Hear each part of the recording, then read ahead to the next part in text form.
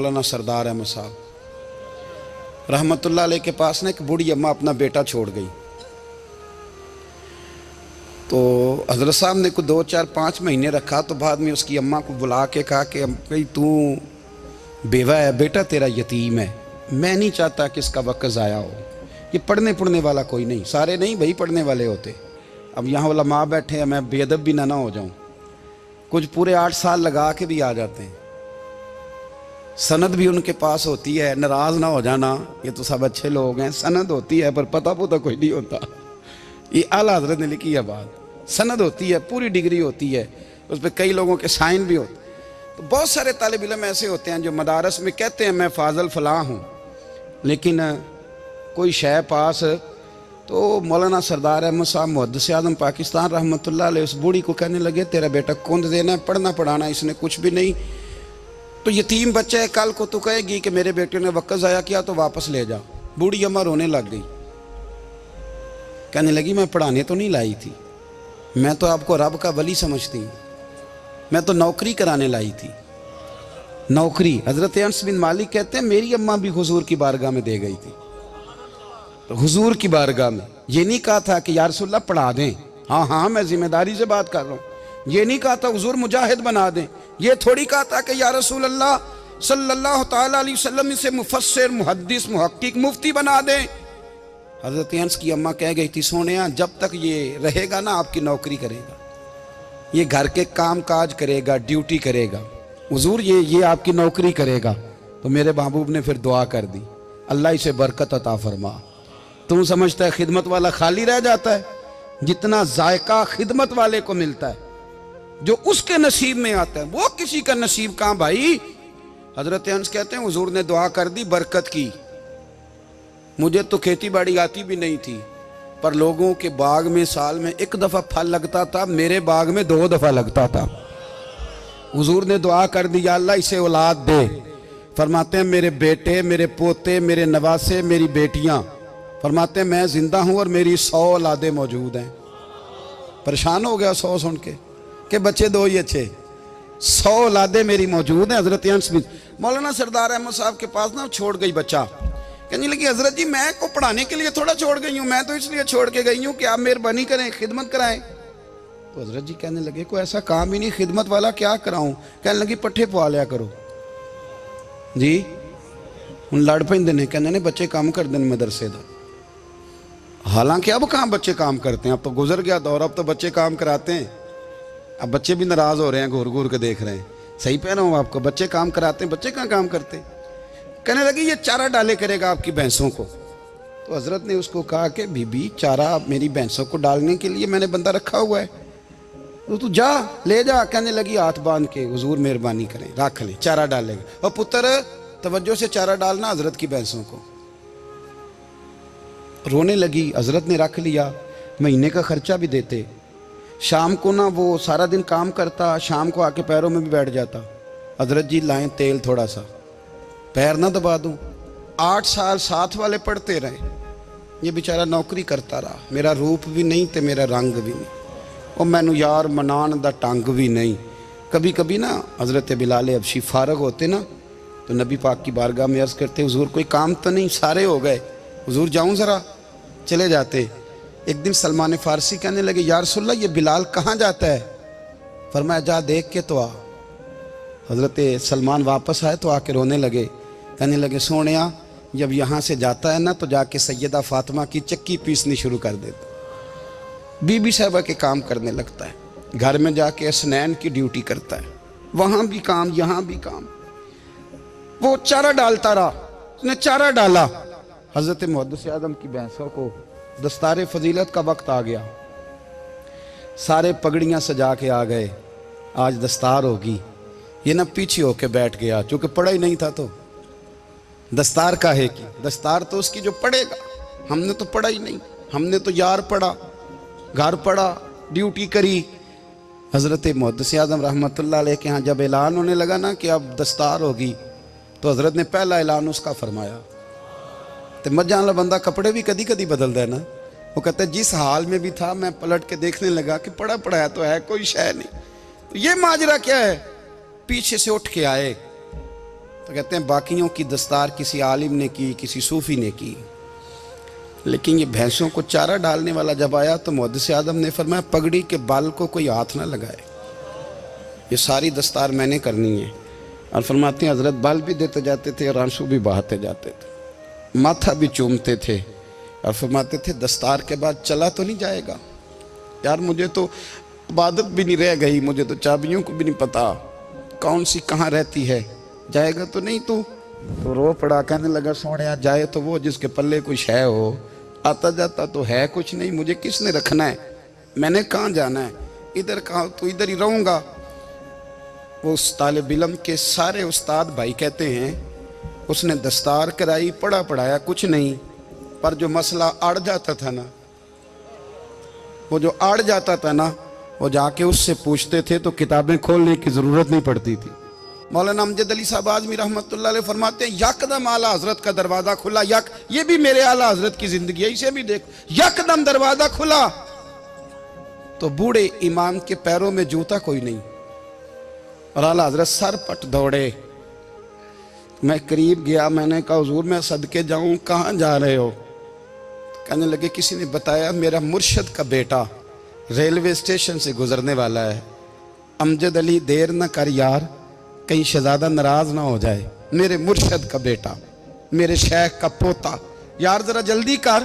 कहते हैं आला हजरत दौड़े रेलवे स्टेशन पे, उन्हें अगर फतवे लिखने आते थे किल के रजा है खंजरे खूंखार बरकबार, तो वो ये भी कहा करते थे कैसे आकाओं का बंदा हूं रजा, बोल बाले मेरी सरकारों के।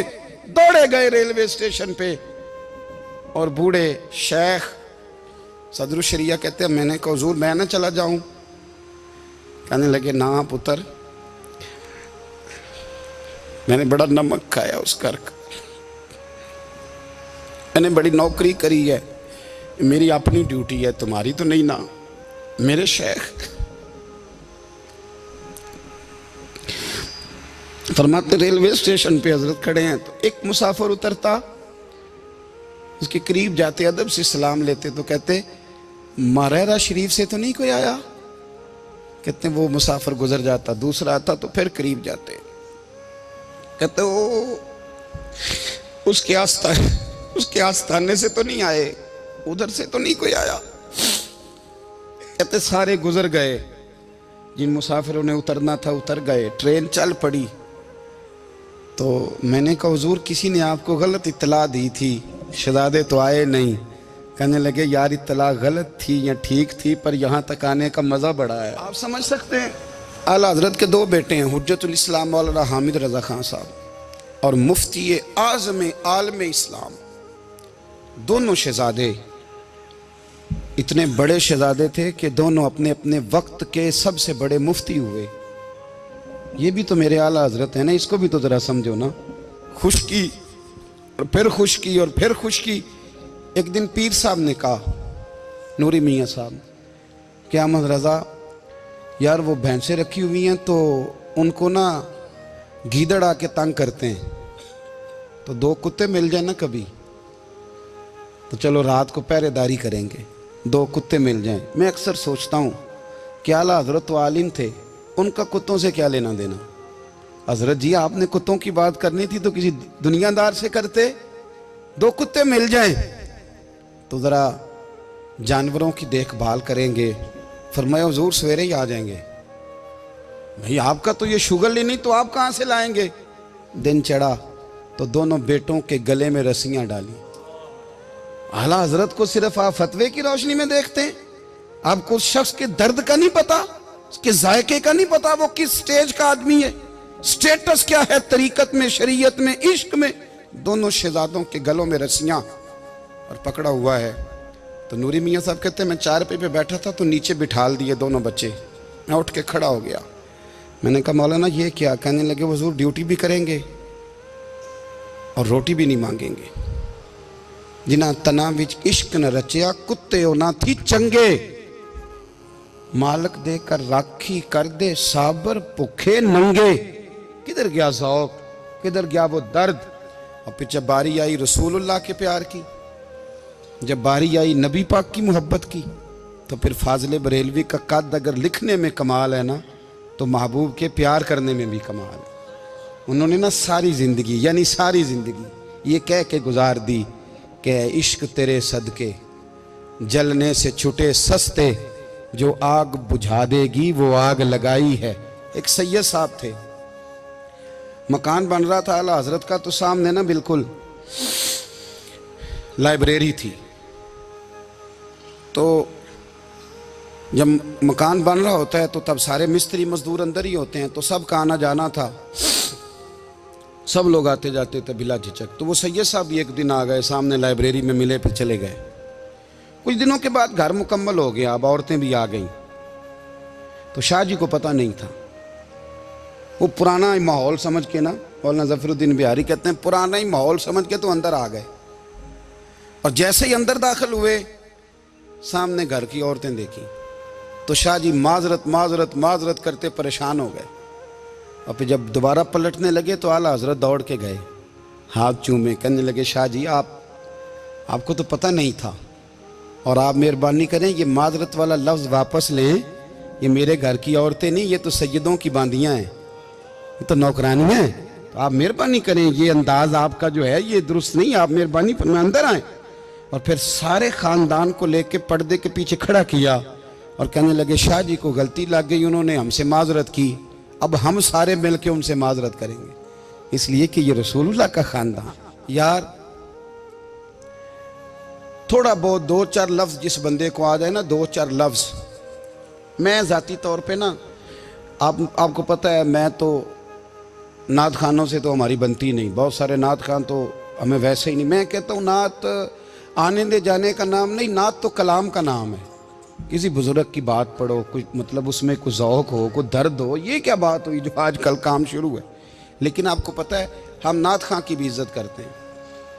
मैं जिस नात खां से नात सुनता हूँ, मैं दिल की कल्ब की गहराई से उसका हया करता हूँ, मैं इकराम करता हूँ, अल्लाह जानता है, मैं एहसास देता हूँ, इसलिए कि मैं समझता हूँ ये जब बोलता है ना तो मुझे मदीने वाले की याद आती है, ये नबी करीम की याद दिलाता है, तो इसका एहसास है।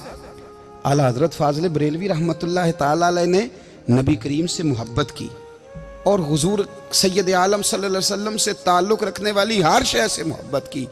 उन्होंने अपने ज़ौक़ को कभी फीका नहीं पड़ने दिया। सारी ज़िंदगी रसूलुल्लाह सल्लल्लाहु अलैहि वसल्लम का प्यार। थोड़े 2-4 लफ्ज़ मेरी तरह किसी शख्स को आ जाएं तो वो अदब अदाब के दायरों से निकल जाता है। वो हर चीज़ को किलो काल के जायके में रखता है। इसलिए मुल्ला रूमी फरमाया करते थे, सेठ आदमी हो ना, जेब में पैसे हो तो उसका पीर कोई नहीं होता। अगर कोई ओहदा मिल जाए, बंदा किसी दर्जे पे पहुंच जाए तो उस बंदे का भी मुर्शद है, और अगर 4 लफ्ज़ पढ़ जाए तो अक्सर मेरी तरह के बंदे खलीफे होते हैं, मुरीद नहीं होते। नाराज़ तो नहीं हो गए आप लोग? मेरी तरह के लोग ना खलीफे होते हैं, बताते हैं 14 जगह का खलीफा हूँ, तो सवाल ये है कि ग़ुलाम किसका है? मेरी खिलाफतें। ओ खुदा के बंदे, ग़ुलामी असल चीज़ है। आला हज़रत फ़ाज़िल बरेलवी रहमतुल्लाह ताला अलैह ना लोगों से पूछते, जब कोई मदीने से आता, मक्के से आता, हज करके आता, तो पूछते मदीने गए थे? सदरुल शरिया रहमतुल्लाह अलैह फरमाते हैं, किसी ने कान में आके कहा हुजूर वो मोची हज करके आया। पक्की बात है हुजूर? हाँ। फरमाया चलो चलें। हज़रत जी वो लिखना नहीं, तो मैं आके देखते हैं। हज़रत मेहमान, ओए आके देखते हैं। कहते दौड़ने लगे, वो जूते गांठ रहा था। जाके पूछा हज करके आए हो? कहा हाँ। मदीना शरीफ गए थे? वो जिस बंदे के पास लोग तारीखें लेने जाएं तो टाइम ना मिले, भाई आज मदीने गए थे? कहने लगा जी बड़ा करम किया सरकार ने, मैं तो 1.5 महीना रह के आया हूँ। कहते हैं जुब्बा कहीं, पगड़ी कहीं, कलम कहीं, शागिर्द कहीं, मुरीद कहीं, और अंदर नहीं, हुजरे के अंदर छुप के किसी की तादीम नहीं, चौक में मोची जूते गांठने वाला दुनिया देख रही है। आला हजरत झुके और मोची के पैर चूमने शुरू कर दिए। लोग पकड़ दें, हुजूर ये क्या? वो भी पैर, कहने लगे पीछे हट जाओ, ये वो कदम है जो मेरे मुस्तफ़ा करीम के दरे दौलत से होके आए। हरम की ज़मीन और कदम रख के चलना, अरे सर का मौका है वो जाने वाले। ये जायका, ये दर्द।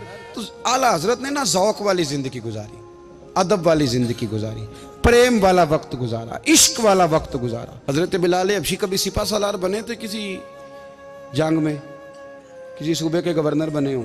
बोलो तो सही यार। उनका तारुफ क्या था? नबी करीम के गुलाम। हुजूर के ना जो ज़ाती मामलात थे ना, 20 अंसारी नौजवान थे जो हर वक्त नबी पाक के पास खड़े रहते थे कि हुजूर को हुक्म करें। 20 और 34 से लेकर 40 तक गुलाम हर वक्त हुजूर की बारगाह में रहते। हजरत बिलाल हुजूर के ज़ाती मामलात की खिदमत करते थे। कोई ऐसी वो जो तबलीग की या दावत की या जंग की या जिहाद की कोई ड्यूटी नहीं वो करते थे, ज़ाती खिदमत सरकार की।